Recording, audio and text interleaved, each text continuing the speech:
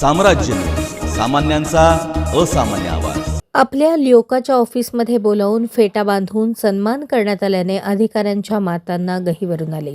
राजमाता जिजाऊ माँसाहेब जयंतीनिमित्त सोलापूर जिल्हा परिषदेत मराठा सेवा संघ शाखेतर्फे आयोजित कार्यक्रमातील हा प्रसंग त्या मातांच्या डोळ्यांचे पारणे फेडणारा होता। जिल्हा परिषदेचे मुख्य कार्यकारी अधिकारी कुलदीप जंगम यांनाही सर्व मातांच्या डोळ्यातील हा आनंद पाहून आपल्या आईची आठवण आली।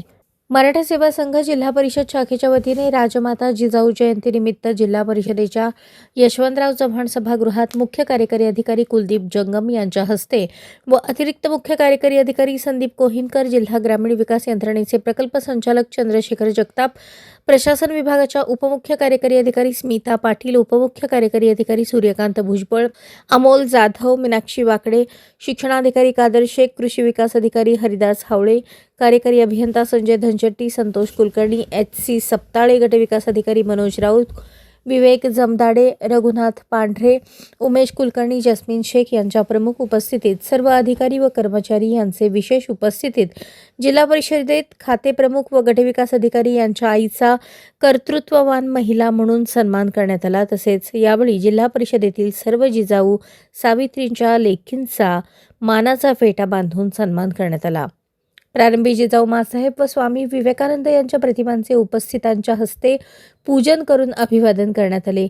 जिजाऊ वंदना अश्विनी भोसले यांनी तर महाराष्ट्र गीत मोहम्मद अयाज यांनी गायले।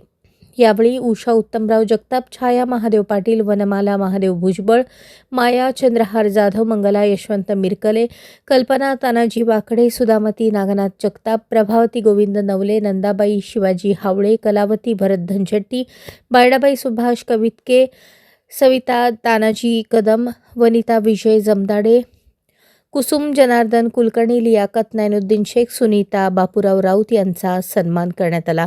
आपल्या लेकाच्या ऑफिसमध्ये या माता पहिल्यांदाच आल्या। सोलापूर जिल्हा परिषदेची इमारत, भव्य सभागृह आणि आपला मुलगा काम करत असलेले कार्यालय पाहून मातांचा ऊर भरून आला।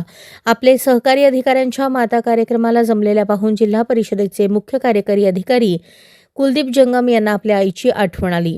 माझी आई शिक्षिकेची नोकरी करते। नोकरीसाठी दररोज तिला 100 किलोमीटर प्रवास करावा लागतो। आमच्या शिक्षणासाठी तिने केलेले कष्ट आजही मला आठवतात, अशा शब्दात त्यांनी आईची आठवण सांगितली।